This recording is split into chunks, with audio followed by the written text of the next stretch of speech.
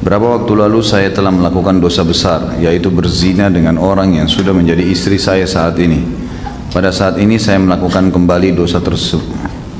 Pada saat ini saya melakukan kembali dosa terhadap istri saya dengan gemar berbohong dan tidak terbuka dengan berbagai macam alasan yang menyebabkan orang-orang di sekitar saya menjadi tersakiti, keluarga dan teman-teman. Apakah dosa ini masih dapat diampuni oleh Allah? Apa yang harus saya lakukan selain taubat nasuha? Diampuni kalau taubat. Diampuni kalau taubat, dan itu bersumpah dusta tadi sudah kita jelaskan, dan berbohong nanti di dosa besar 24 itu setelah ini akan ada gemar berkata dusta. Itu sangat berat di sisi Allah Subhanahu wa taala. Dan untuk apa berbohong? Apalagi antum di sini mengakui sendiri bahwasanya ini akan menyakiti orang sekitar, tahu kalau itu perbuatan salah, kenapa dilakukan? Dan kalau kita tahu perbuatan yang sedang kita lakukan salah sehingga hanya membuat kita juga dusta, membela. Karena kalau perbuatan itu benar nggak mungkin kita dusta. Untuk apa? Kalau pendapatan yang kita dapatkan halal, pergaulan yang kita lakukan benar, ya, transaksinya benar, untuk apa orang dusta? Nggak ada manfaatnya kan? Tapi berdusta itu justru kita tahu karena perbuatan itu salah. Tinggalkan saudara, jangan. Ya. Harus tinggalkan sampai kapan nih? Dan hati-hati, makin antum tunda, maka makin berat nanti pembersihannya. Kalau orang mencuri 1 juta, beda hukumannya nanti dari Allah dengan orang mencuri 100 juta. Orang mencuri 1 miliar, orang mencuri 10 miliar. Mungkin 1 juta tidak ketahuan, kemudian dia mencuri 10 juta, belum ketahuan, dia tuh curi lagi 100 juta. Setiap curian ini akan berat. Ingat pernah saya bilang teman-teman sekalian, kalau misalnya di umur 17 tahun dulu antum punya kesempatan berzina, lalu dengan hikmah Allah tidak jadi, syaitan akan berusaha terus mengingatkan kesempatan itu sampai sekarang.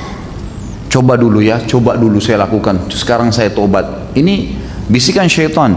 Antum justru bersyukur tidak sempat melakukan, karena kalau kita lakukan ada pembersihannya. Justru karena kita tidak melakukan jadi tidak ada pembersihan sekarang, gitu kan? Harusnya kita bersyukur karena tidak melakukannya. Jadi yang pertama tentu seperti sudah diucapkan oleh penanya, taubat nasuha dengan 3 syarat, tinggalkan seketika. Udah berhenti dusta ini. Saya pas bilang dusta kaget ya. Selalu ada pembelaan terhadap akhwat ini. Akhwatnya cuma sedikit katanya. Baiklah. Sampai mana tadi? Saya juga tahu dusta.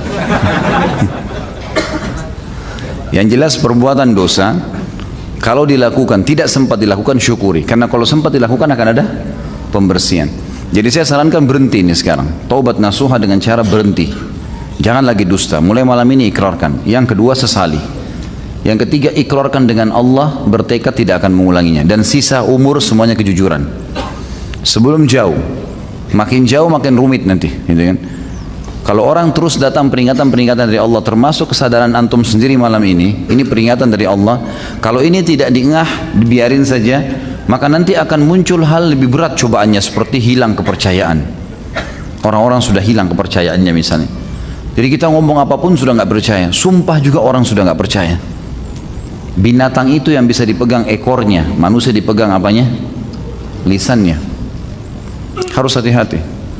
Salah lisan kita ucapin, ini bisa membawa kita dipercaya sekali, atau malah kita tidak dipercaya sama sekali. Kita bisa memperbaiki orang dengan lisan kita, atau malah kita bisa merusak orang dengan lisan kita. Hati-hati.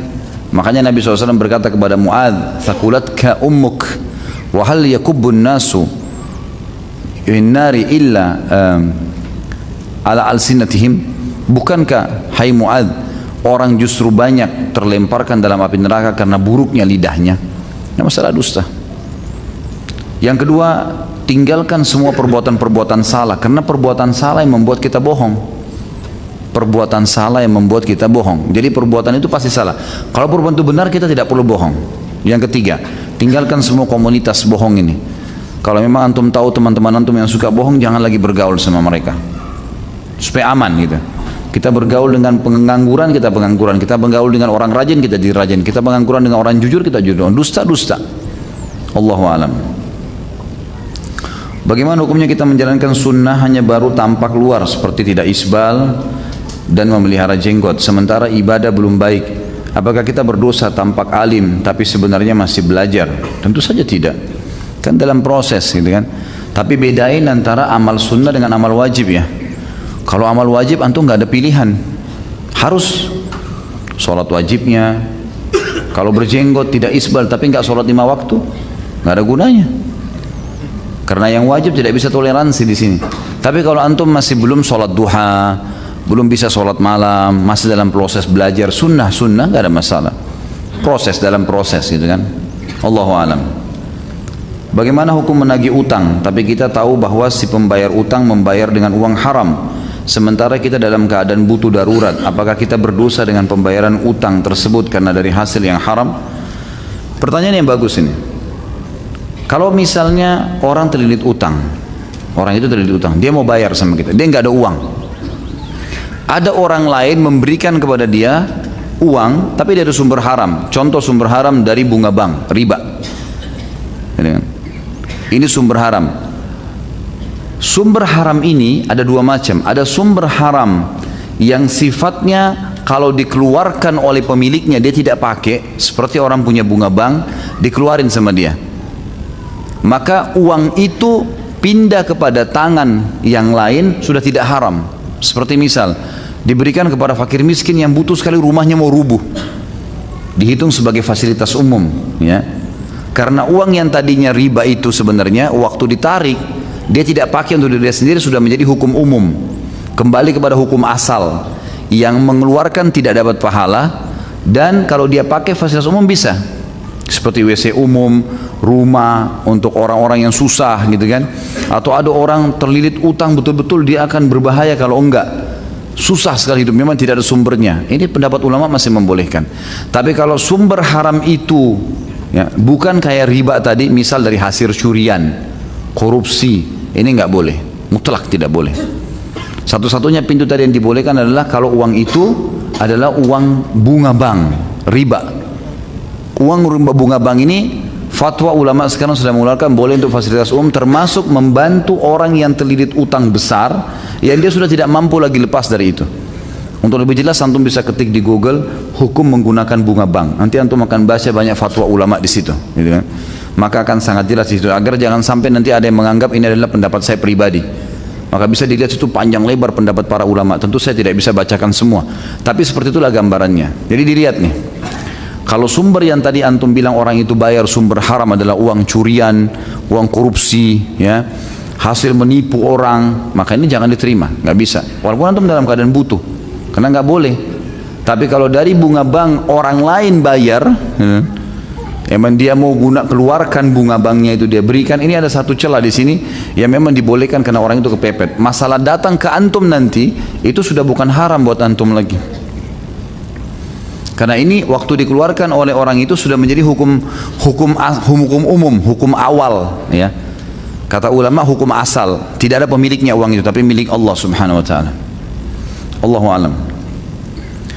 Bagaimana cara tobat nasuha dari dosa dusta? Apakah harus mengakui kedustaan tersebut terhadap orang yang pernah kita dustai? Tentu saja kalau berhubungan dengan masalah haknya, ada hak yang kita ambil, seperti kita dustai dia sehingga kita mengambil hartanya, menyita barangnya, gitu kan, merusak nama baiknya, maka itu semua adalah harus diperbaikin. Nggak boleh, harus ngaku sama dia. Saya pernah ngambil barang kamu, saya dusta waktu itu, ini saya kembalikan, maafin saya. Sambil bertobat kepada Allah, gitu kan. Tapi kalau orang dusta, mungkin dia bercanda sama temannya, kan bercanda pun tidak boleh ya, nggak boleh bercanda pun, nggak boleh dusta ya. Nabi SAW melarang, tidak boleh bercanda ya, walaupun dalam dusta, gitu kan. Karena kata Nabi SAW, saya pemimpin di awal istana surga bagi orang yang meninggalkan perdebatan walaupun dia benar. Kalau kita debat sama seseorang, jelas kita tahu orang ini sudah salah, kita sampaikan argumen dia tidak mau dengar, sudah tinggalin. Orang yang tinggalin perdebatan di sini dapat istana di surga, di awal surga. Dan saya pemimpin, kata Nabi SAW, di tengah-tengah surga bagi orang yang meninggalkan dusta walaupun bercanda. Jadi nggak boleh bercanda nih, dusta pun nggak boleh. Misalnya lu bercanda saja gitu kan, oh semalam saya ke rumah kamu tuh kamu nggak ada, padahal sebenarnya kita nggak ke sana, dusta kan, tapi tidak ada hubungannya sama materi yang diambil. Maka ini tidak perlu kita sampaikan kepada dia, karena nggak ada hak, tidak ada hak dia secara materi yang perlu dikembalikan. Kita beristighfar kepada Allah dan niat untuk meninggalkannya. Allahu a'lam. Jadi kembalikan seperti itu. Semoga Ustaz selalu diberi kesehatan dan keberkahan, selalu dilancarkan segala urusan. Sama-sama, jazakallah khair doanya. Ustaz, saya lagi galau, saya bekerja di Jakarta sedangkan keluarga saya, anak dan istri saya di kampung Jawa Tengah. Sebenarnya saya sudah punya keinginan untuk mudik ke Jawa karena istri dan anak saya di sana, menjaga bapak saya yang sudah tua. Hanya saja saya sudah terlanjur cinta dengan majelis ilmu. Majelis ilmu sunnah yang ada di Jakarta, terutama majelis ta'lim Ustaz Khalid Basalama. Di kampung saya susah sinyal, susah pula internet, jadi susah sekali dengar kajian Ustaz. Bagaimana solusinya Ustaz? Di sana juga jarang kajian sunnah. Kalau ada agenda Ustaz mengisi kajian di Wonogiri, kasih tahu saya ya Ustaz. Jadi sebelum antum pulang sekarang ke Wonogiri, saya sarankan pulang. Kalau istri anak di sana sudah pulang, nggak ada masalah gitu kan. Kecuali mereka masih bisa tahan, mereka masih bersabar, nggak apa-apa.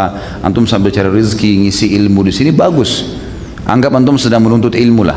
Cari rezekinya itu adalah nomor 2, gitu kan? Karena orang memang dianjurkan dalam agama pergi nuntut ilmu.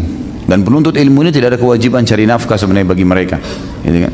Menuntut ilmu sama dengan orang berjihad. Sambil dia berusaha tentu memenuhi kebutuhan-kebutuhan yang dia mampu. Tapi di sini kita lihat teman-teman sekalian, kalau seandainya memang mereka bisa ada kecukupan, antum ada gaji, antum bisa kirimin mereka bisa sabar sambil nuntut ilmu, bagus, positif sekali. Target setahun 2 tahun ngisi ilmu, majelis ilmu itu penting sekali memang, karena ilmu ini bekal.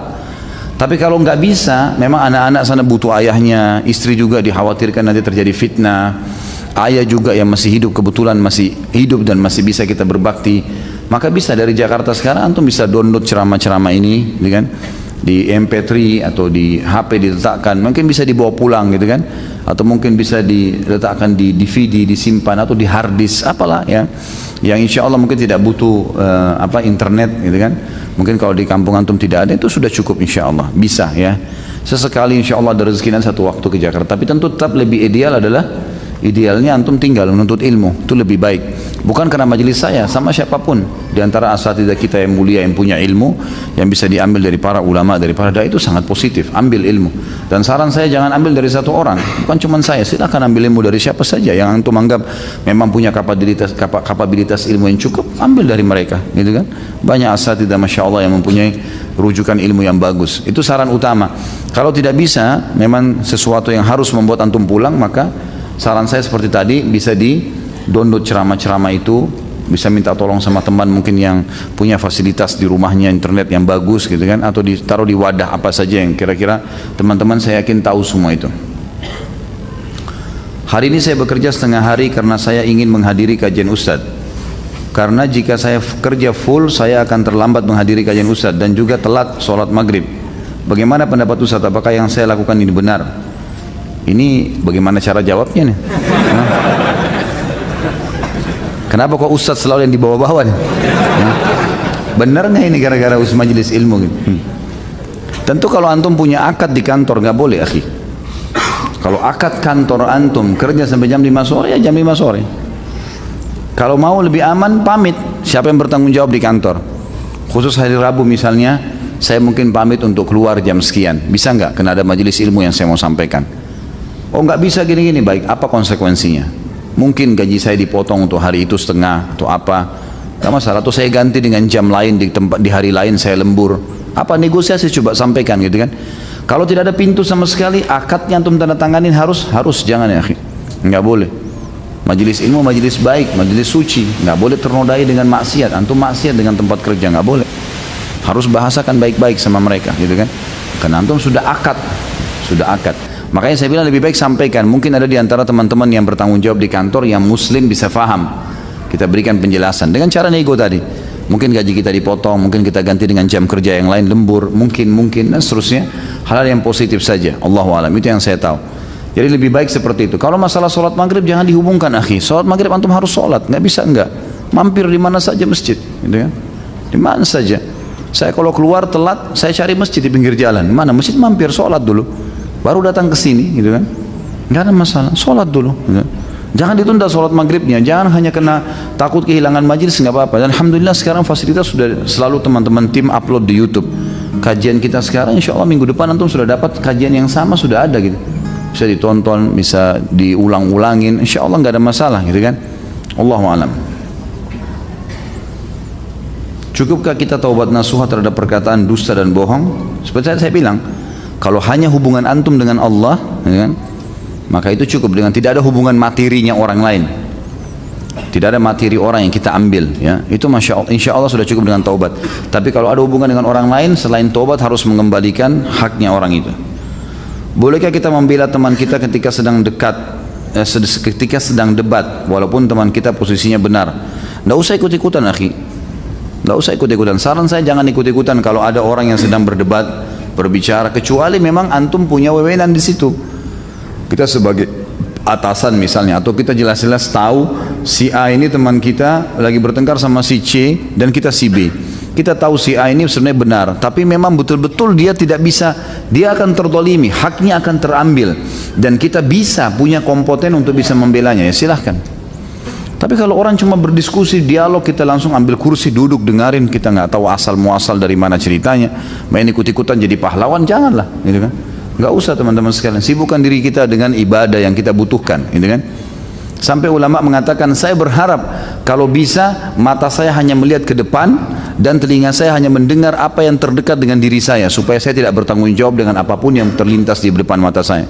Karena mata ini melihat bertanggung jawab, telinga mendengar bertanggung jawab kan. Sampai mereka berkata seperti itu untuk menjaga supaya jangan sampai ada banyak hisab hari kiamat. Apalagi kalau ada orang yang sengaja iseng, ya, mendengarkan perkataan orang, ikut-ikutan terlibat situ, tuh nggak usah. Kalau antum memang betul-betul harus, ya, ingkar mungkar karena ini orang terdolimi, haknya akan hilang, maka itu nggak masalah. Tapi kalau hanya sekedar dialog biasa, ya sudahlah, biarkan saja gitu. Apakah ada hadis tidak boleh melakukan sholat ketika azan? Setahu saya tidak ada. Hanya saja memang ada hadis yang berbunyi kalau muadzin sedang mengumandangkan azan, maka ucapkanlah seperti yang diucapkan. Karena memang kita disuruh oleh Nabi SAW ucapkan misalnya Allah Akbar, kita mengatakan Allah Akbar, syahadu la ilaha illallah, kita katakan syahadu la ilaha illallah, gitu kan. Kita ucapkan. Maka kalau kita sholat kan kita nggak bisa ikutin itu. Makanya sebagian ulama mengatakan beranjak daripada hadis ini, lebih baik seseorang nunggu sampai azan selesai, gitu. Tapi ini bukan larangan, ya, ini hanya cuma himbauan. Boleh antum masuk masjid, antum sholat, boleh. Dan boleh kata ulama kalau selesai antum salam, muadzinnya juga sudah selesai, baru antum mengatakan Allah Akbar, syahadu la ilaha illallah, seperti antum niatkan menjawab muadzin tadi. Padahal antum sudah salam, muadzin juga sudah selesai. Karena tadi kita terhalang dengan sholat. Atau mungkin kasus lain, antum masuk masjid, antum lagi sholat tahiyat masjid, tiba-tiba azan. Selesai antum sholat 2 rakaat, azannya sudah selesai, kita nggak sempat ucapkan apa yang diucapkan muadzin. Boleh setelah salam, kata sebagian ulama, kita baru mengulangi muadzin itu untuk mendapatkan fadilah hadis, gitu kan. Tapi tidak ada larangan khusus untuk sholat pada saat azan. Cuman memang himbauannya seperti tadi, lebih afdal mengikuti apa yang diucapkan oleh muadzin. Bolehkah kita berbohong untuk menyelamatkan diri dari seseorang yang mau menyiksa atau membunuh kita? Lihat dulu keadaannya seperti apa nih, gitu kan? Seperti apa kira-kira? Kalau saran saya, Allahu alam, tidak ada kebohongan, gitu kan? Kalau antum belum datang ajalnya, tidak akan mati, mustahil. Mustahil. Ajal antum bukan di tangannya orang itu. Ajal kita di tangan Allah Azza wa Jalla. Seseorang kalau saatnya ajalnya datang, kata Nabi SAW, Allah akan buat dia punya hajat di tempat yang Allah akan cabut nyawanya, sehingga dia pergi ke sana, dia punya urusan lalu mati di sana. Itu pasti terjadi. Kalau saran saya, Allah alam, tidak usah dusta, gitu kan. Misal ada perampok, kemudian mau merampok kita berusaha membela diri tapi nggak bisa, ya, misal. Lalu kemudian dikatakan kamu punya harta, kamu punya sesuatu, iya. Kalau dia mau ambil ya sudah, gitu kan. Itu urusan dia dengan Allah Subhanahu Wa Taala. Tugas kita nanti ikhtiar. Kalau Allah masih menyelamatkan nyawa kita, kita ikhtiar, laporkan kepada pihak aparat, ditelusurin, dicari tahu dan seterusnya. Allahu alam, itu yang saya tahu. Tentu tidak bisa kita mengatakan boleh berdusta di sini karena saya tidak temukan dalilnya. Dan sebenarnya orang yang dalam kondisi seperti ini terdesak dan dia tahu dia sedang membela kehormatannya, keluarganya atau hartanya, ingat akhi, ini mati syahid, mati mulia itu. Bela, gitu kan? Bela diri semampunya. Kalau sampai ajal datang, alhamdulillah, itu masuk surga tanpa hisab loh itu. Gitu kan? Dan memang antum akan mati kalau ajalnya datang. Nah, itu satu kemuliaan. Bukan sengaja kita cari gara-gara tentunya, tapi ini kasusnya adalah kalau memang kita sedang terdesak dalam kondisi seperti ini. Ustadz, istri saya pernah berbohong dan bersumpah atas nama Allah beberapa kali. Sekarang saya haruskah saya percaya setiap perkataan istri saya dan harus berbuat apa yang harus saya perbuatkan terhadap istri saya? Tentu saja diajak bertaubat kepada Allah Subhanahu wa taala, dan istri ini harusnya takut kepada Allah. Untuk apa bohong dan sumpah dusta? Dari tadi kita bahas ini sebenarnya untuk meninggalkan sifat dusta itu. Tinggalkan teman-teman sekalian. Kalau pernah ada sifat kita di situ, istighfar kepada Allah. Mulai sekarang, mulai malam ini, ikrarkan kepada Allah, saya tidak mau lagi dusta. Udah, jalan ke depannya. Tawakal Allah. Sisa umur kita isi dengan kejujuran. Apapun konsekuensinya. Biar nyawa antum harus hilang. Tidak apa-apa. Tapi kita berada di atas kebenaran. Dan ingat, ajal tidak akan datang kecuali memang sudah ditentukan oleh Allah. Bukan karena kasus ada orang gebukin kita, ada orang serang kita, atau ada orang fitnah. Bukan. Jadi coba jujurlah teman-teman sekalian. Ini istri seperti ini, ataupun kalau ada kasus suami juga sama. Jangan dusta akhi dan ukhti. Ucapkan apa adanya. Saya salah, maaf ya, bantu saya lagi mau taubat. Ucapkan apa adanya. Insya Allah dengan kejujuran itu akan membuat orang lain, Allah akan lunakkan hatinya dia untuk bisa menerima keadaan kita. Nah, kita betul-betul mau perbaikin, dan kita harus berazam, bertekad. Dusta itu seperti orang, kata ulama, meletakkan duri-duri beracun di lidahnya sebenarnya. Dusta itu seperti orang meletakkan duri-duri beracun di lidahnya, yang bisa setiap dia ngomong melukai mulutnya sendiri. Karena setiap ucapan dusta itu sebenarnya dia sedang melukai dirinya. Ya, sekarang dia dusta nih, dia lukai dirinya sebenarnya, karena kalau kebongkar dia malu sama orang-orang ini kan. Dia sedang melukai dirinya, dia sedang meletakkan duri-duri beracun di lidahnya. Untuk apa? Lebih baik antum cabut tuh duri-duri, buang. Udah, apa adanya ngomong, gitu kan. Jadi tinggalin dusta, nggak boleh. Baik, posisi antum suami, bagaimana kalau istri seperti ini? Berikan peringatan tegas. Antum pemimpin. Dusta lagi, berarti tidak sama saya tinggalnya nih. Karena sulit orang tinggal satu rumah dengan perempuan, istri yang suka dusta. Apa yang mau dipercaya? Kan? Sama juga dengan laki-laki. Ada suami yang setiap saat dusta terus. Bagaimana caranya istrinya bisa tinggal sama dia? Kan nggak mungkin. Kita akhirnya bingung, yang mana yang benar, yang mana salah nih. Seperti kondisi antum sekarang, antum bingung kan ini? Penanya sekarang bingung. Ini apa yang saya harus perbuat nih? Apakah saya harus percaya atau tidak kalau dia ngomong? Dan orang yang dusta sudah sulit kan gitu. Sudah sulit. Ada kisah nyata terjadi. Seseorang suka bohong, bercanda, sambil bohongin teman-temannya. Satu waktu mereka ke pinggir di tengah lautan, terus dia loncat menunjukkan kepada teman dia bisa berenang, ternyata ya kram kakinya, tenggelam. Dia sambil minta tolong, temannya kira bercanda. Akhirnya mati benar gitu. Teman-temannya pikir oh bercanda, diketawa-ketawain dia. Ini suka bercanda soalnya, suka bohong gitu kan. Akhirnya dibiarkan, subhanallah, meninggal dalam keadaan begitu. Jadi nggak ada manfaatnya. Dan saya sarankan pribadi, kalau ada pasangan yang selalu dusta, tidak pernah mau taubat, jangan sama-sama. Allahu a'lam. Karena kita nggak tenang ini. Mau tenang apa kira-kira? Telepon dia dusta, ketemu langsung dia dusta, apa saja dusta ini. Bahaya kan? Ini tidak boleh bersama teman-teman sekalian. Dan minta kepada Allah agar diberikan hidayah pada istri ini, agar dia berubah. Kemudian kita berikan peringatan-peringatan tegas. Kalau kau dusta lagi, nafkahnya akan saya tahan, ini kan. Dusta lagi, kau tidak akan bersama sama saya. Udah, ceraikan saya. Ya sudah, pergi, silahkan. Jangan ketakutan ya. Ini banyak laki-laki ini, subhanallah, di Indonesia saya lihat perlu dicambuk gitu. Oh iya, terlalu lemah. Jangan pergi sana. Kenapa? Lah iya, sudah jelas istrinya pelacur. Ada gitu pernah kasus. Saya sampai nggak bisa tahan gitu ngeliat ada ikhwah datang, Ustaz, suami istri saya selingkuh sama laki-laki lain. Apa yang saya harus buat? Tinggalin. Ngapain tinggal sama perempuan begitu? Tinggalin, masih banyak perempuan lain akhi. Tapi nggak bisa, Ustaz. Bisa. Kenapa nggak bisa? Bisa. Ini dia sendiri yang bikin kacau hidupnya nih. Saya kalau tidak nikah sama ini saya bisa gila. Gila benar. Bodoh dia sendiri. Kenapa? Perempuan banyak kok. Sama dengan akhwat juga. Banyak laki-laki gitu loh.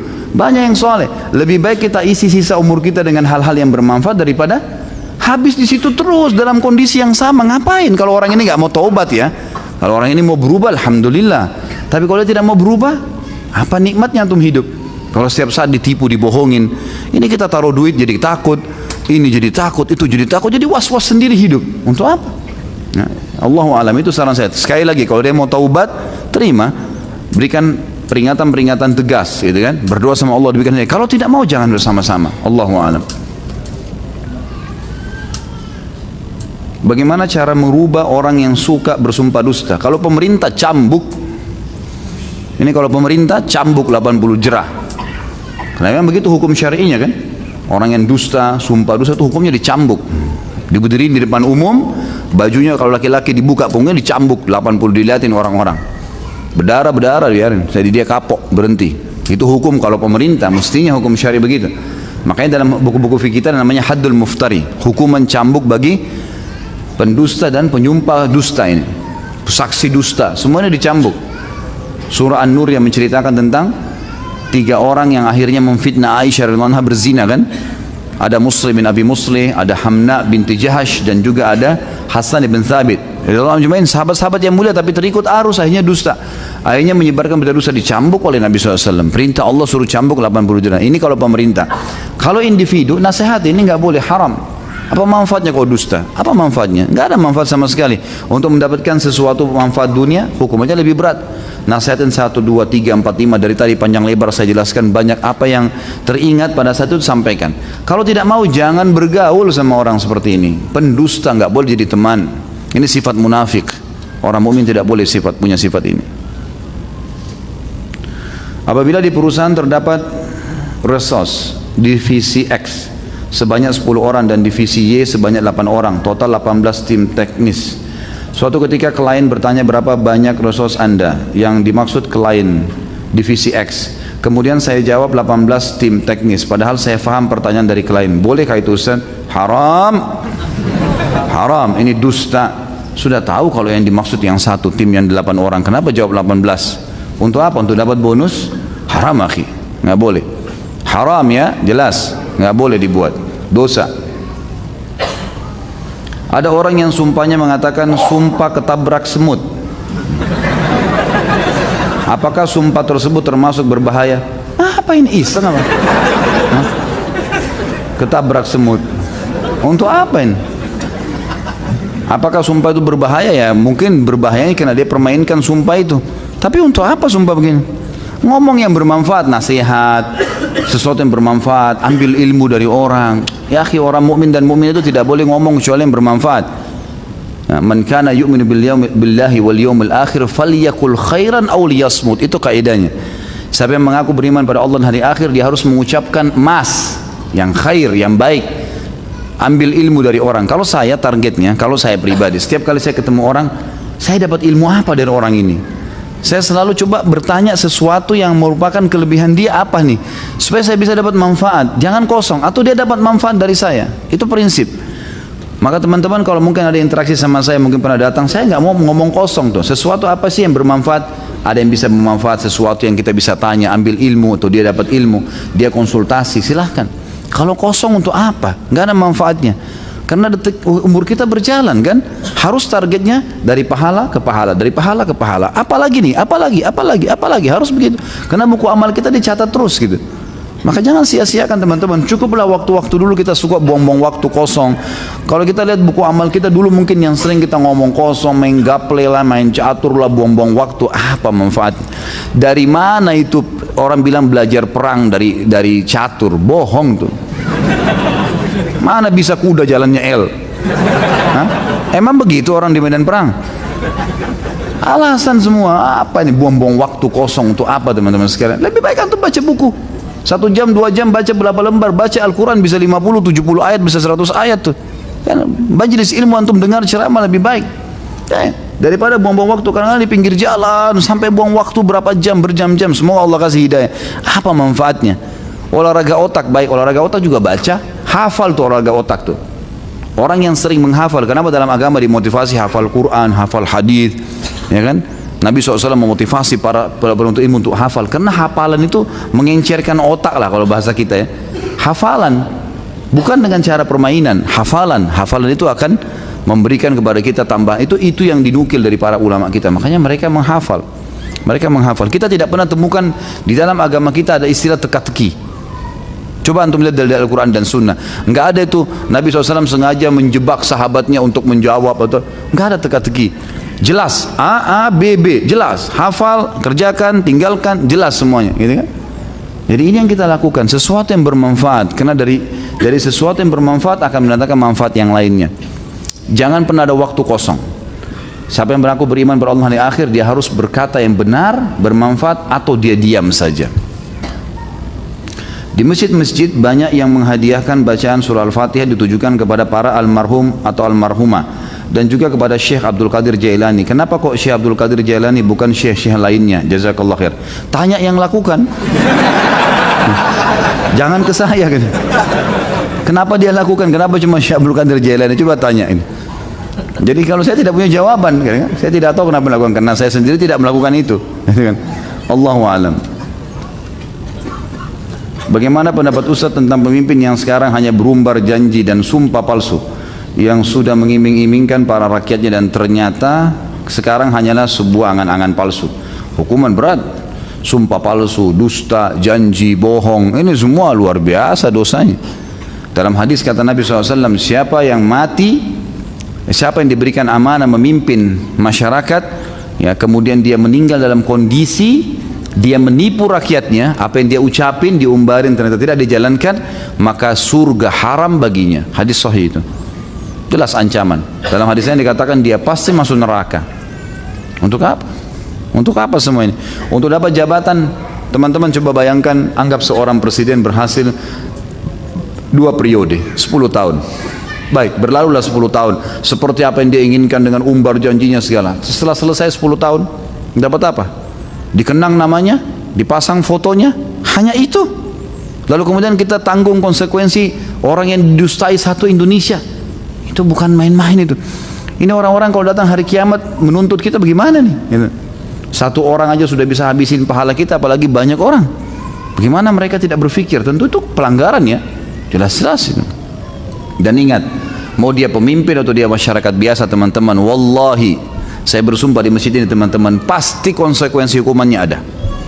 Gak ada ceritanya dosa sekecil apapun tidak ada pembersihannya. Wallahi ada pembersihannya, pasti. Kalau bukan masyarakat yang hukum, nanti akan dihukum tuh. Nanti masalah sama istri, masalah sama anaknya, nanti ada penyakit, nanti ada macam-macam. Allah punya cara. Gak usah khawatir, gitu kan?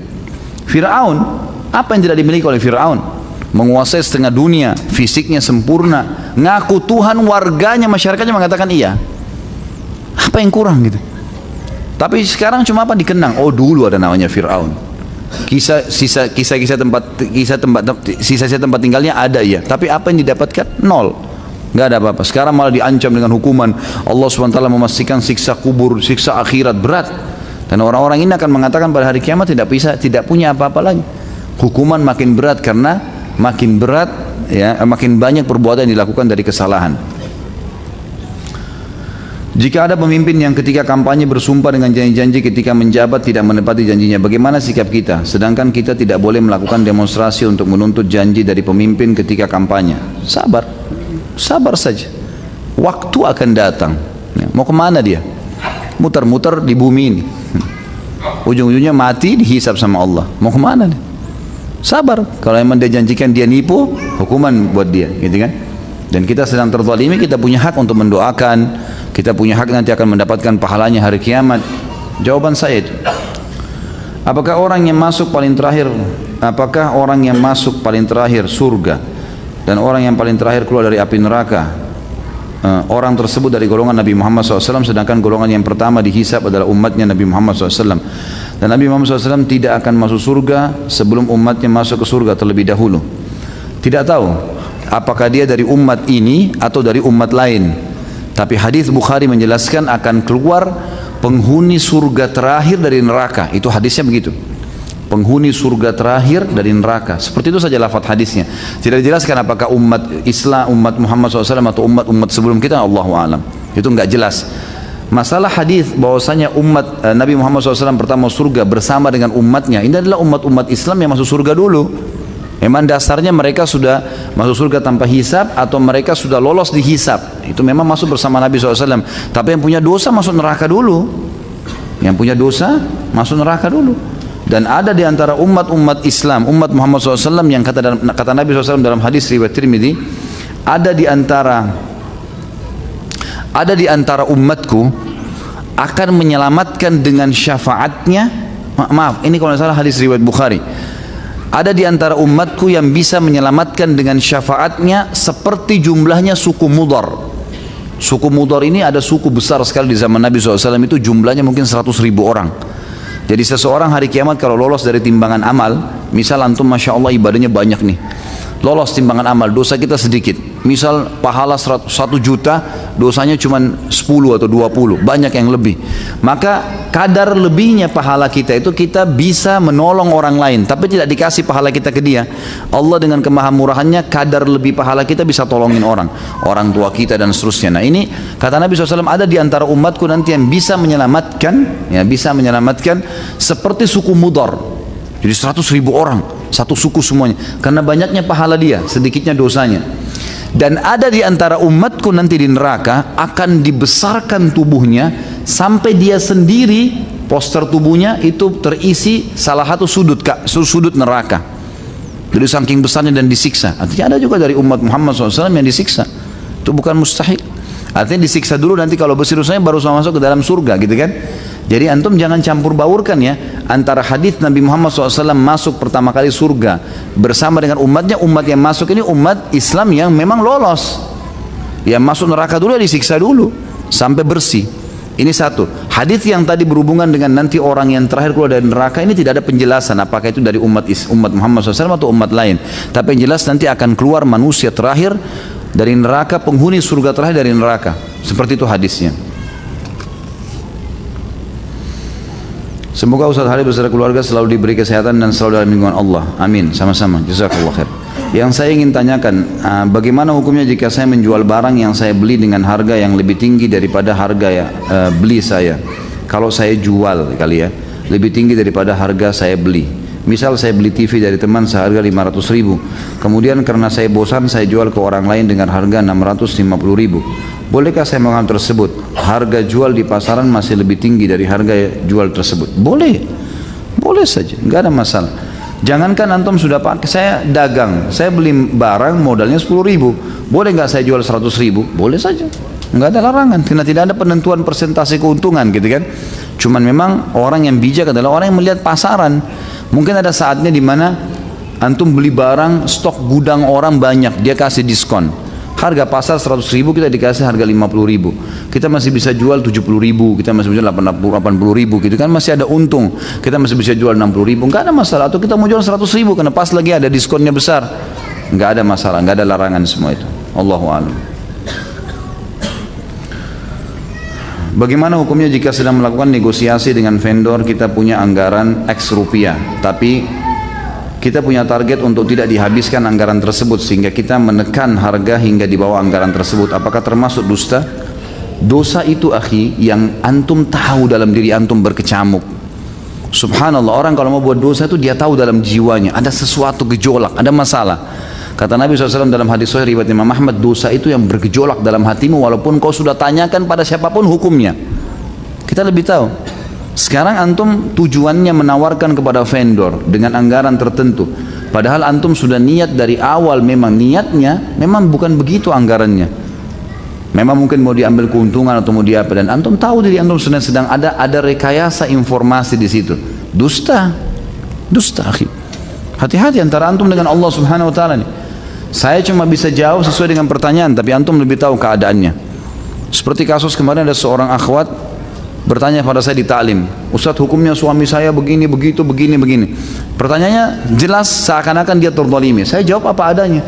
Suaminya telepon saya, Ustaz afwan, ada beberapa waktu istri saya bertanya di pengajian katanya begini-begini. Lalu saya tunggu di istri saya, karena itu versi dia. Sebenarnya Ustaz begini kejadiannya diceritakan. Maka saya dengar dari dua pihak, baru kemudian saya luruskan pada saat itu. Dan harus kita berlaku adil. Saya jawab apa adanya, karena tadinya istrinya saya berikan jawaban karena dia seakan-akan memutar pertanyaan untuk membenarkan perbuatannya. Menurut suaminya itu perbuatannya salah semua dan ada bukti-buktinya dan seterusnya. Berarti kan memang ini kembali kepada antum nih. Makanya Nabi SAW mengatakan dalam hadis riwayat Muslim, siapapun yang aku hakimi sesuatu yang dia tahu dia menzalimi saudaranya, maka jangan diambil. Karena kalau dia ambil, maka berarti saya sedang memasukkan sebagian anggota tubuhnya atau ke dalam tubuhnya api neraka. Hati-hati akhi. Apa adanya, proyek sekian ya sekian. Memang jelas ada keuntungan, ya ada keuntungan, gitu kan? Tidak ada masalah. Tapi jangan direkayasa keadaan tersebut. Kalau misalnya kita menawarkan produk, hampir sama pertanyaan sebelumnya. Saya punya proyek, kira-kira saya tahu modal saya 300 juta. Saya menulis dengan keuntungan yang saya harapkan 100 juta. Baik, 400 juta masuk, silakan. Pertimbangan negosiasi sekian, masih ada 70 juta. Baiklah, saya ambil proyek tersebut. Halal aja. Tapi saya tidak mengerti sekarang yang dimaksudkan dalam pertanyaan seperti apa. Apakah nanti misalnya kita presentasikan kepada atasan atau kepada vendor, ini loh, saya sekian, saya akan lakukan begini, begini, begini. Tapi kita tahu sebenarnya angka-angka ini adalah ada rekayasanya. Hanya untuk ada kepentingan pribadi yang akan kita dapatkan di situ. Makanya tidak benar semuanya. Termasuk dalam seperti ini juga teman-teman sekalian adalah menulis anggaran dengan angka tertentu, ternyata kemudian pada saat kita kerjakan proyek kita kurangin kualitasnya misalnya, atau kita kurangin supaya kita dapat keuntungan lebih. Ini semua tetap tidak boleh. Antara antum dengan Allah, antum lebih tahu. Hati-hati. Allah Subhanahu wa taala dalam ayat dikatakan innallaha la yakhfa 'alaihi syai'un fil ardi wala fis sama'. Allah itu tidak tersembunyi apapun baginya di langit dan di bumi. Jangan main-main dengan Allah Subhanahu wa taala, berbahaya. Saya punya adik ipar laki-laki udah menikah, tinggal di rumah saya, sering berbohong terus, udah sering dinasihatin tapi tetap juga bohong, dan pernah juga diberi hukuman, tolong nasihatnya. Saran saya jangan tinggal serumah. Ya, kalau pembohong jangan tinggalkan di rumah. Minta baik-baik, kalau kamu tetap bohong, kamu jangan di rumah sini. Sampaikan apa adanya, itu bukan aib, bukan aib. Apalagi memang dalam masalah rumah tangga teman-teman tidak boleh orang serumah, dianjurkan ya. Dianjurkan, usahakan tidak serumah, kecuali memang dalam kondisi kita lagi tidak punya kemampuan, keluarga kita atau mungkin orang tua atau mertua kita lagi sendirian dan seterusnya, itu lain hukumnya. Allahu a'lam. Baik, ini mungkin yang terakhir teman-teman, saya nggak bisa jawab semua ya karena masih ada beberapa kegiatan yang lain. Apabila ada di dalam hubungan suami istri ada perbedaan pendapat tentang menjalankan ibadah, bagaimana sikap seorang istri? Contoh, suami menjalankan maulid Nabi, atau suami suka meminta tawassul kepada orang mati di kuburan, atau mengadakan tahlilan. Nasihatin saja. Ibu tugasnya cuma nasihatin. Tetap dia lakukan, ya sudah. Yang penting ibu tidak dipaksain gitu kan. Kita nasihatin, sampaikan sambil doakan, insya Allah nggak ada masalah. Allahu a'lam, itu yang saya ketahui. Baik, kalau ada benar dari Allah pastinya, kalau ada salah dari saya mohon dimaafkan dan saya beristighfar kepada Allah. Subhanakallahumma bihamdika asyhadu an la ilaha illa anta astaghfiruka wa atubu ilaik. Wassalamualaikum warahmatullahi wabarakatuh. Ustaz, mohon dijelaskan tentang hadis yang menjelaskan diciptakan laki-laki 60 hasta dan wanita diciptakan 40 hasta. Riwayatnya siapa? Saya tidak tahu loh kalau diciptakan. Yang saya tahu dibangkitkan. Allah Subhanahu wa taala akan bangkitkan nanti ya, mereka pada hari kiamat, ruhnya nanti diberikan jasad. Ya bisa juga dibahasakan sebenarnya diciptakan kembali ya. Jasad itu hadis Bukhari. Dalam hadis Bukhari tentang masalah mahsyar. Ya. Saya tidak ingat sekarang babnya, bab berapa, nomor hadisnya berapa, tapi itu hadis sahih riwayat Imam Bukhari. Jadi itu insyaallah hadis sahih. Mohon penjelasan boleh tidaknya memasang kaligrafi Allah dan Muhammad dalam masjid. Apakah boleh memasang kaligrafi Allah dan Muhammad tersebut sejajar? Sebenarnya kalau kita kembali ke zaman Nabi SAW tidak ada dipajang kaligrafi. Karena di zaman Nabi SAW sudah ada keterampilan membuat pahat kayu, tapi memang tidak dipajang seperti itu. Tentu lebih sesuai dengan sunnah kalau tidak ada. Lebih sesuai dengan sunnah kalau tidak ada.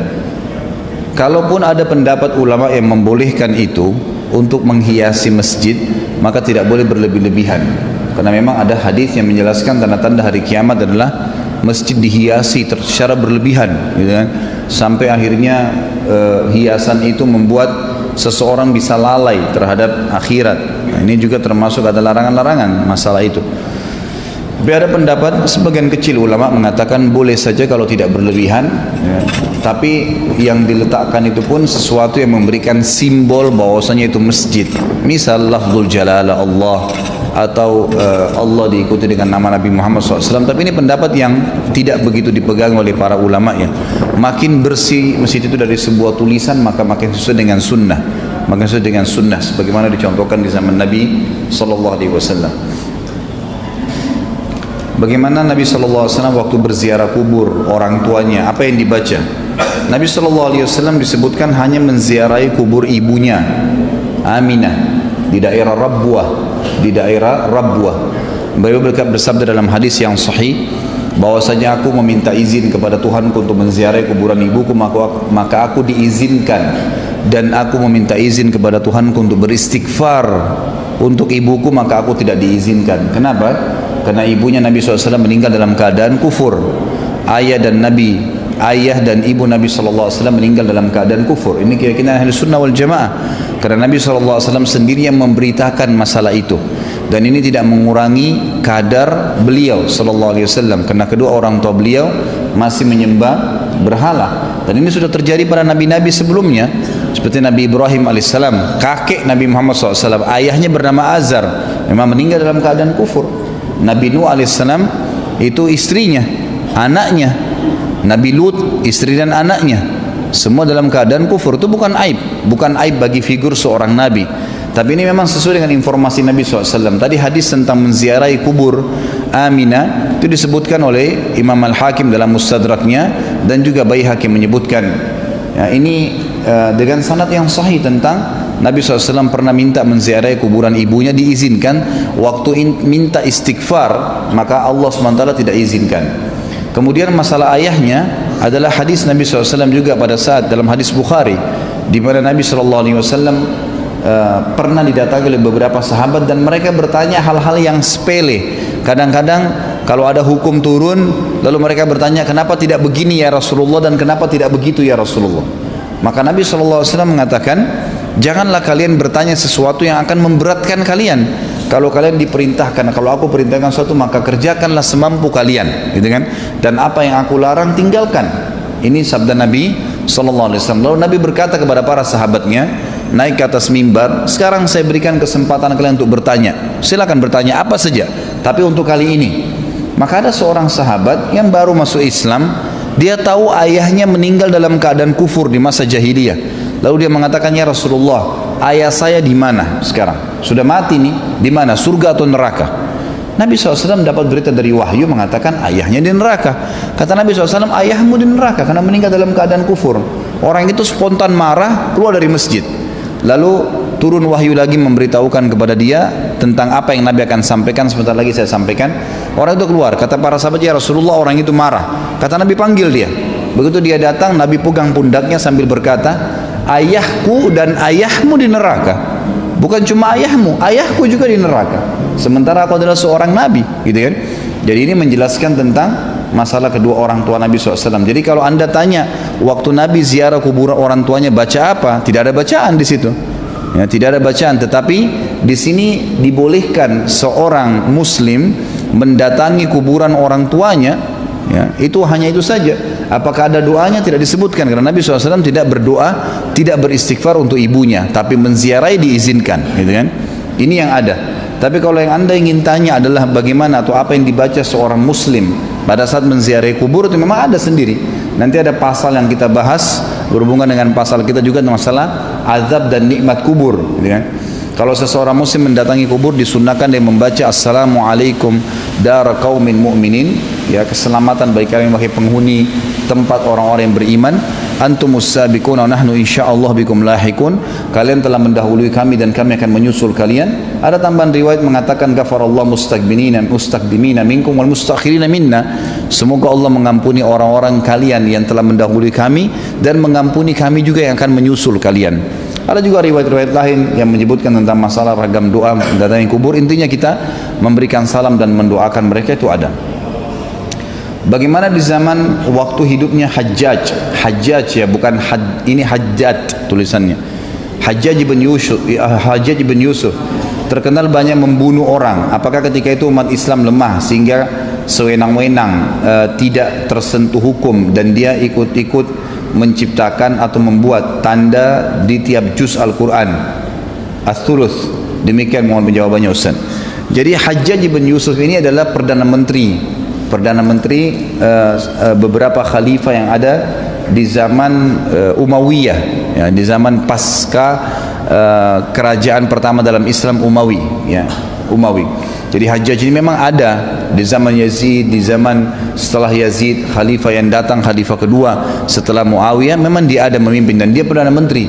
Dia lebih banyak mendominasi kepemimpinan yang ada di wilayah dua Irak, maksudnya wilayah Persia, Irak, Iran, Afghanistan, sebagian besar wilayah Rusia dulu di bawah naungannya dia. Maka memang dia zalim, terkenal dengan kezalimannya. Kalau ada seseorang yang menolak pendapat dia, ya, aturan dia, maka dia membunuhnya walaupun itu adalah ulama. Bagi dia dianggap dia pemerintah, maka harus absolut diikutin, tidak boleh tidak. Kalau tidak diikutin maka dia punya hak untuk menghukum.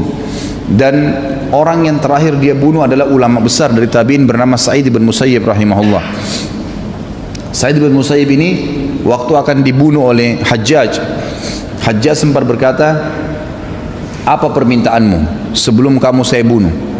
Kata Sa'id bin Musayyib sambil tersenyum, kalau kau bunuh saya, kau telah menenangkan saya dari urusan dunia, ya, dan saya akan mendapatkan apa yang saya dapatkan dari Tuhan saya, dan kau juga akan mendapatkan apa yang kau akan dapatkan dari Tuhanmu. Dan hai Hajjaj, kalau seandainya kau membunuh saya, maka saya berdoa kepada Allah agar memberikan kamu hukuman 1000 kali pedih, ya, pedih kali lipat, 1000 kali lipat pedihnya membunuh saya, sehingga kau tidak akan membunuh lagi orang setelah itu.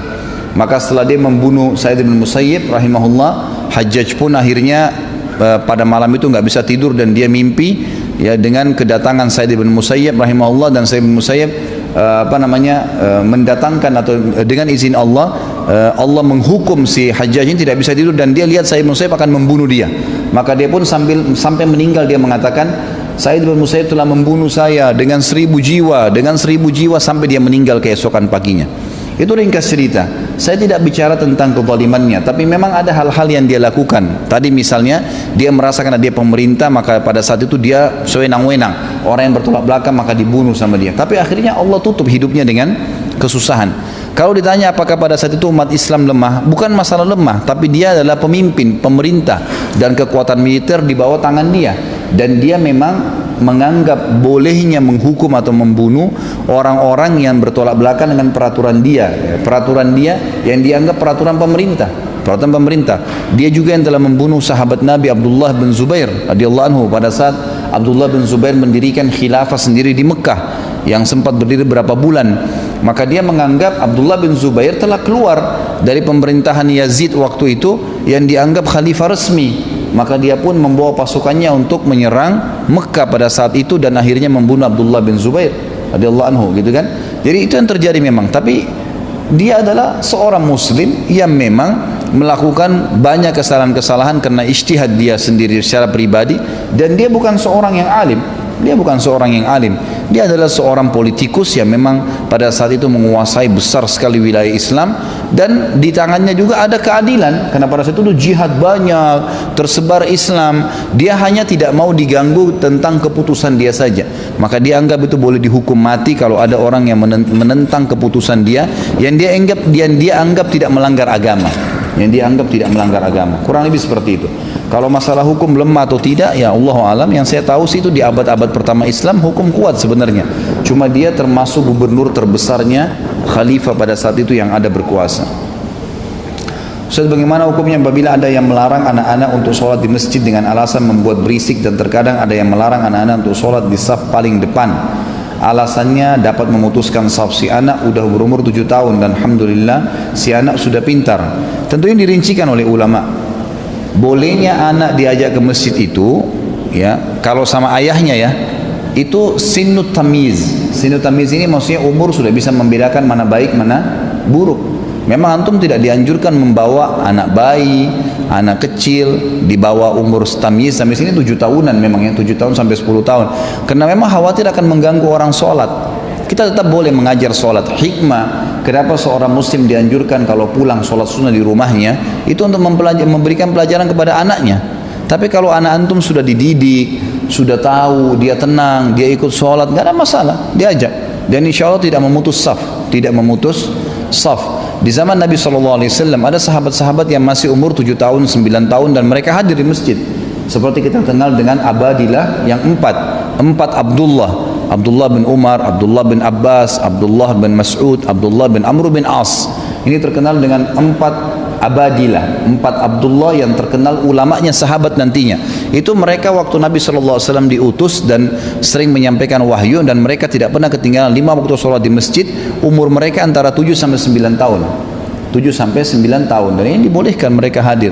Tapi memang kalau lebih kecil dari ini, Allahu alam, kalau memang akan mengganggu kekhusyuan antum dalam sholat, lebih baik jangan, ditinggalkan sama ibunya di rumah. Atau kalau memang seorang muslim, saya bicara laki-laki, Kalau seorang muslim harus ke masjid, ada taklim, tidak ada yang jaga anaknya, maka dia boleh membawanya. Di zaman Nabi SAW yang sering membawa anak kecil adalah ibu-ibu, dan itu dibolehkan oleh Nabi SAW. Tapi bapak-bapak tidak membawa anak-anak yang kecil yang akan mengganggu ke sholat, gitu kan? Maka itu dibolehkan. Sebagaimana juga sabda Nabi SAW dalam hadis Bukhari, pernah beliau lagi sholat, terus beliau mempercepat sholat. Ya, mempercepat sholat. 2 rakaat pertama beliau tenang, 2 rakaat kedua beliau mempercepat. Tapi saya lupa riwayat itu menjelaskan duhur atau asar. Kemudian setelah salam kata beberapa sahabat, ya Rasulullah, kami menemukan anda di 2 rakaat pertama pelan, di 2 rakaat kedua kenapa buru-buru? Kata Nabi SAW, tadi saya dengar suara tangisan bayi di saf wanita, maka saya khawatir akan mengganggu kehusyuan ibunya, maka saya pun menyegerakan sholat. Jadi ini berarti di tempat perempuan ada anak-anak. Sholat sunnah tasbih sebaiknya kapan dikerjakan dan apa ada ketentuan ayat yang dibaca dan batas maksimal rakaatnya? Tidak ada penentuan waktu.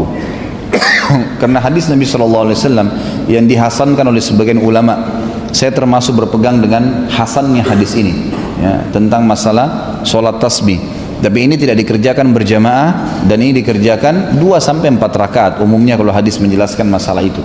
Sebagaimana sabda Nabi SAW kepada pamannya Abbas, wahai Abbas, saya sarankan kepada kamu kerjakanlah sholat ini setiap hari kalau kamu mampu. Kalau tidak bisa kerjakanlah sepekan sekali. Kalau tidak bisa sebulan sekali. Kalau tidak bisa setahun sekali. Kalau tidak bisa sekali seumur hidupmu. Kalau kau bersuci menghadap kiblat, maka bertakbirlah. Lalu mulailah dengan tasbih. Subhanallah, alhamdulillah, wa la ilaha illallah akbar. Ya, itu sebanyak 15 kali. Lalu kemudian baca iftitah, baca surah, kemudian ruku. Sebelum membaca 2 ruku, membaca tasbih lagi subhanallah alhamdulillah wa la ilaha illallah akbar sebanyak 10 kali. Berarti sudah 25. Kemudian i'tidal, sebelum baca 2 i'tidal membaca lagi tasbih. Kemudian 10 kali. Berarti sudah 35. Sujud, sebelum membaca 2 sujud membaca tasbih 10 kali. Dia sudah 45. Kemudian duduk di antara 2 sujud, sebelum membaca duduk di antara 2 sujud membaca tasbih tadi subhanallah alhamdulillah wa la ilaha illallah akbar 10 kali. Dia sudah 55. Kemudian sujud yang kedua membaca lagi, sebelum bacaan sujud membaca 10 kali, maka berarti sudah 65. Dan sebelum berdiri ke rakaat kedua duduk istirahat namanya. Itu selalu harus dikerjakan, sunnah Nabi begitu. Duduk dulu sebelum berdiri ke rakaat kedua, maka membaca tasbih 10 kali. Berarti di 1 rakaat itu membaca 75 kali tasbih. Dan ini 2 rakaat. Cuma tidak dikerjakan berjamaah, dikerjakan sendiri saja. Karena tidak pernah disebutkan Nabi SAW mengerjakan secara berjamaah. Dan sholat sunnah boleh dikerjakan berjamaah kalau Nabi SAW contohkan, seperti sholat malam, ya, tahajud, witir, tarawih. Ini memang Nabi SAW kerjakan. Sholat jenazah, sholat gerhana, sholat istisqa minta turun hujan, ini memang 2 hari raya itu dikerjakan secara berjamaah, maka kita boleh berjamaah. Tapi sholat sunnah rawatib, sholat qobliyah, ba'diyah, sholat duha, dan gitu, sholat tahiyat masjid, sholat sunnah wudu, sholat taubat, sholat tasbih, ini semua tidak boleh berjamaah karena tidak pernah ada dalil menyebutkan masalah berjamaahnya. Kapan kita boleh tidak memberikan piutang? Karena kadang ada orang yang pinjam uang tapi bukan untuk memenuhi kebutuhannya, tapi untuk memenuhi keinginannya, dan orang tersebut tidak amanah dengan hutangnya.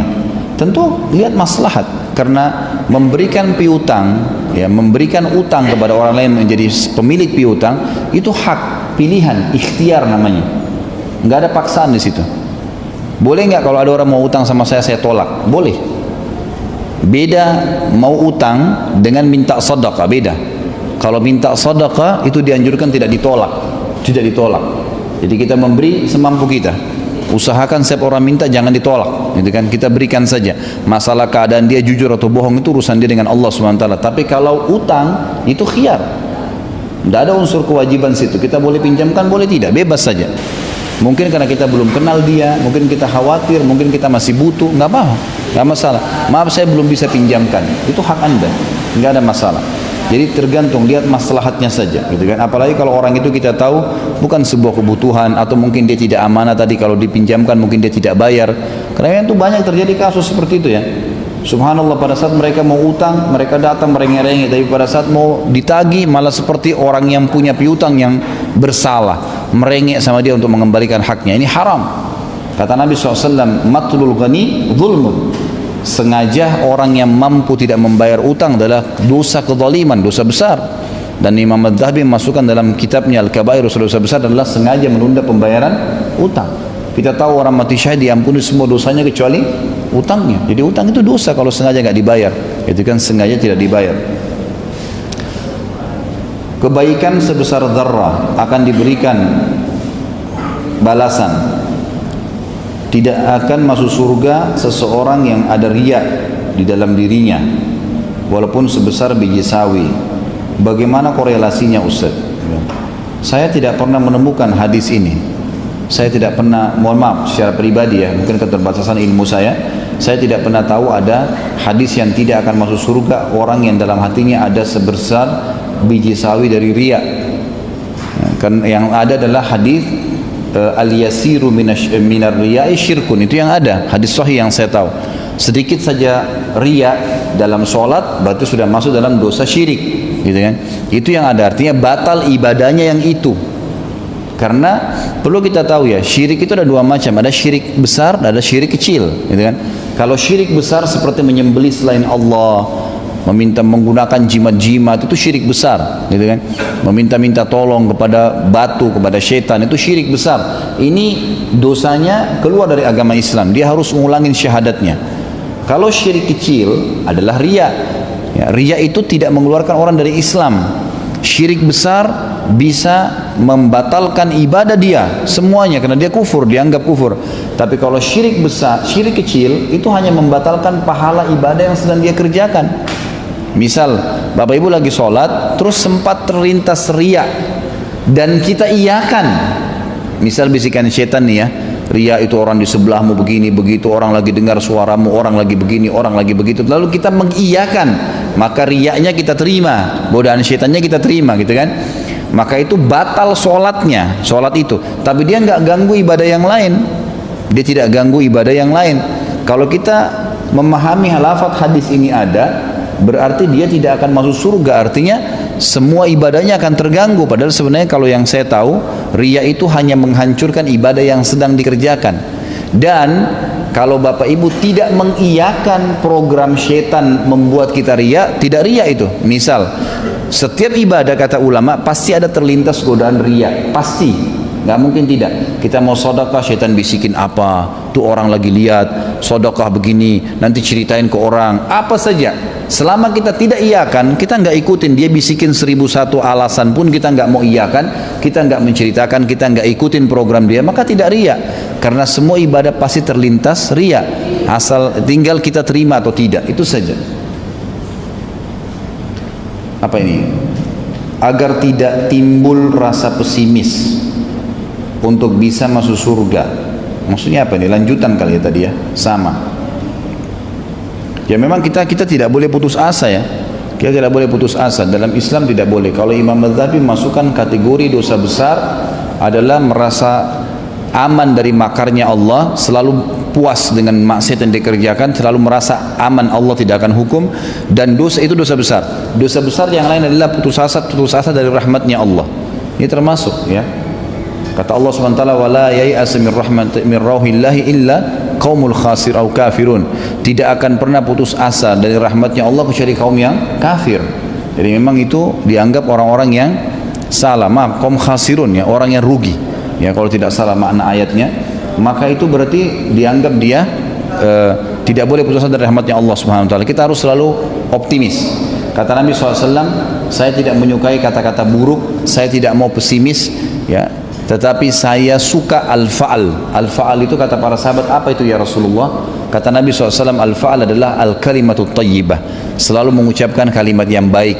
Seperti contoh kata para ulama, kalau seandainya ada di antara kita yang mendapatkan berita buruk, misalnya berita dari seseorang, misalnya bukan buruk ya, dia bilang misalnya ada berita seperti ini, ada berita seperti itu, belum kita dengar beritanya, kita selalu mengucapkan khairan insyaallah, artinya semoga Allah jadikan kebaikan. Itu dianjurkan, itu masuk dalam al-fa'al namanya, ucapan kalimat-kalimat yang berbau doa baik. Apa hukum reksadana syariah?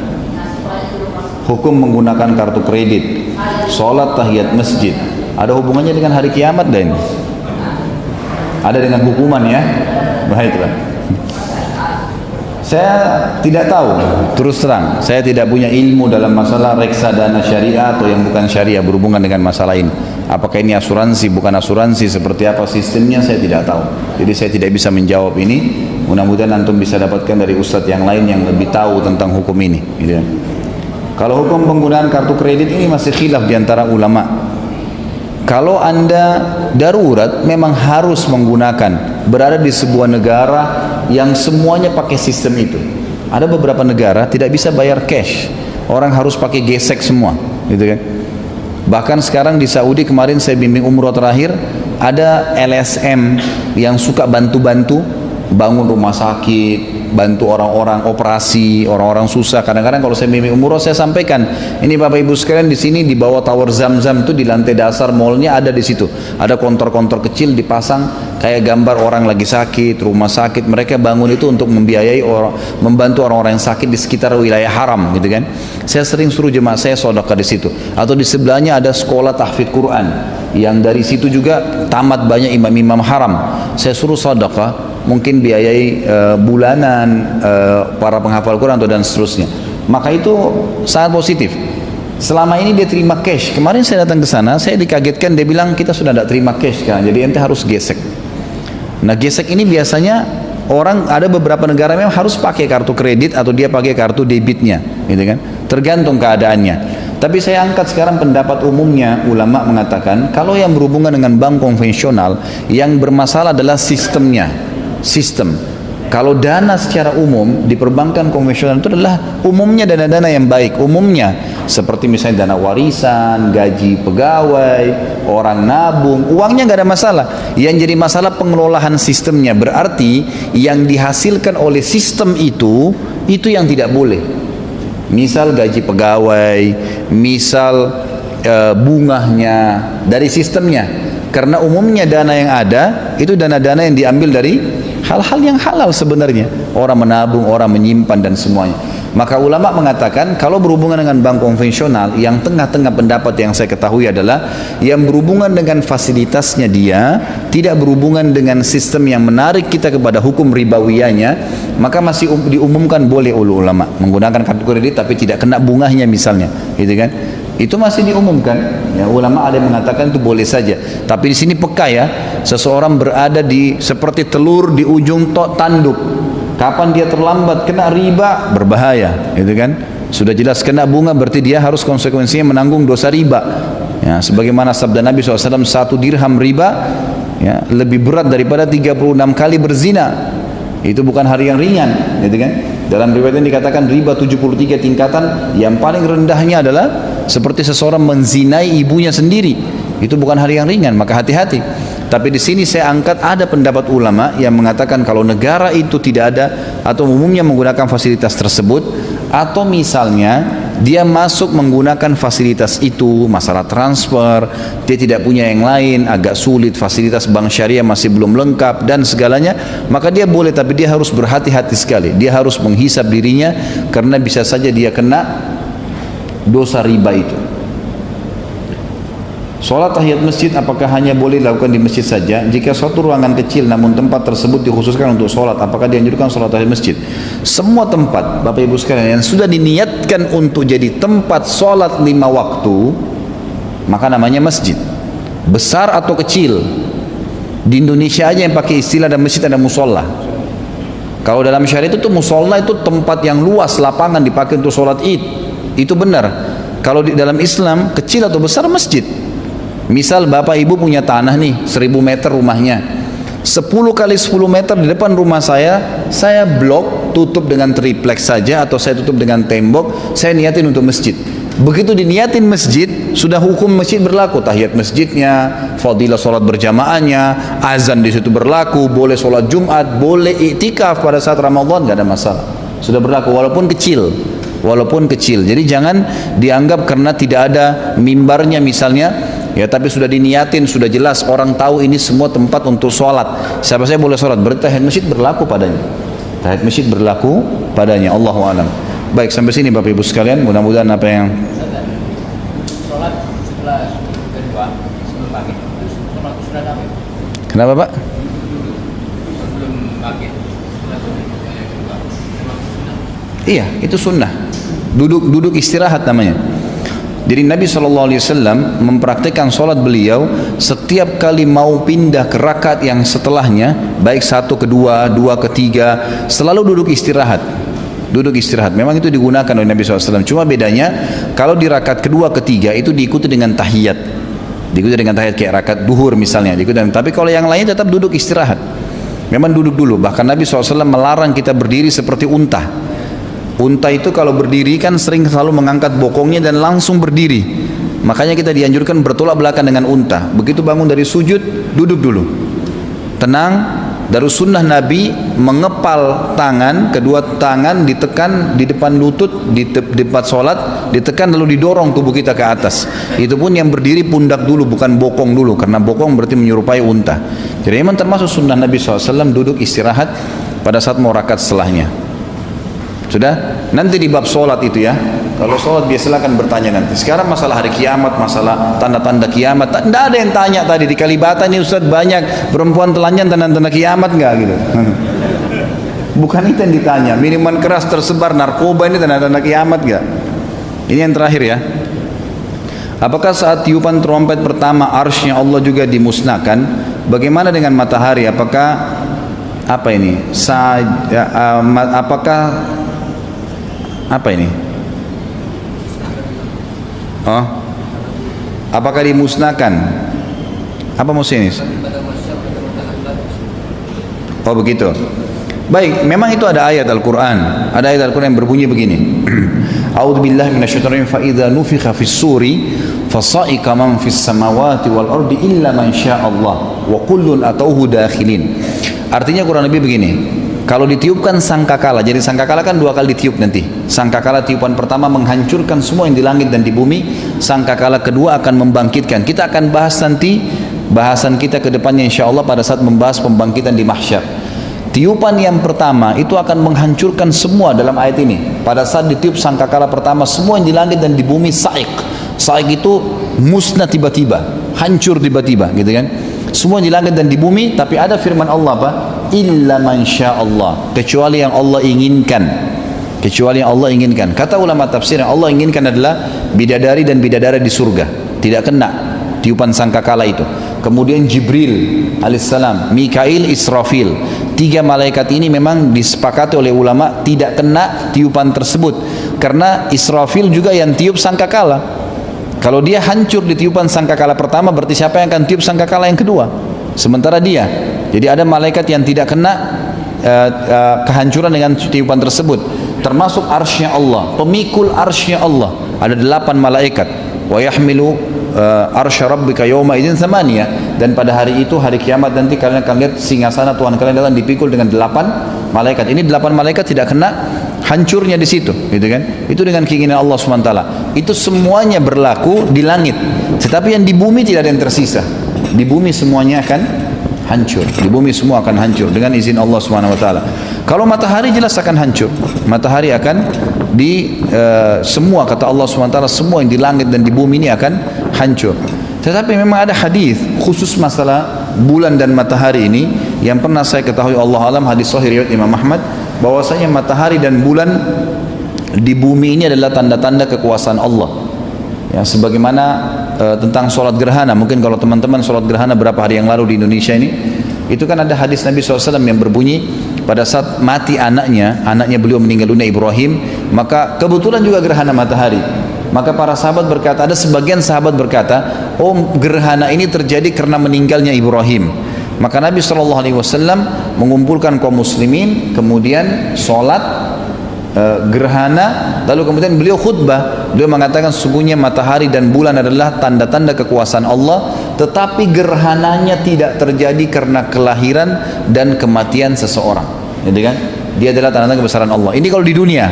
Jadi dia selain fungsinya menerangi bumi di siang hari dan bulan di malam hari, kemudian juga kasus dia akan menjadi tanda-tanda kebesaran Allah kalau terjadi gerhananya. Kalau di akhirat itu hadisnya lain.